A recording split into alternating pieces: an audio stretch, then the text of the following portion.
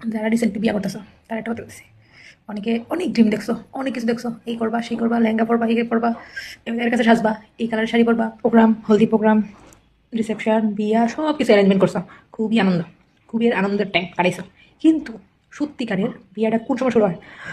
যখন সব রিসেপশন বিয়া সব কিছু শেষ, নেক্সট ডে তুমি তোমার হাজব্যান্ডের ঘরে যাবা, ঘরে গিয়া এরপরে দিয়েই শুরু হয় অ্যাকচুয়াল মিনিং অফ ম্যারেজ।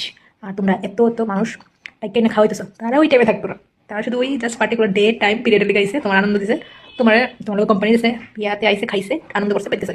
তারপরে দিয়ে শুরু হইব তোমার এটা কয় এত এক্সাইটমেন্ট, এত ড্রিম সব কিছু, কি মজা, বিয়েটা করো।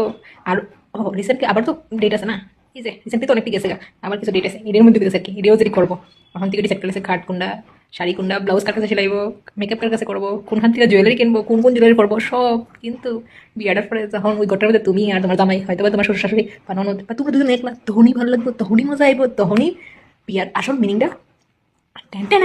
টাটা।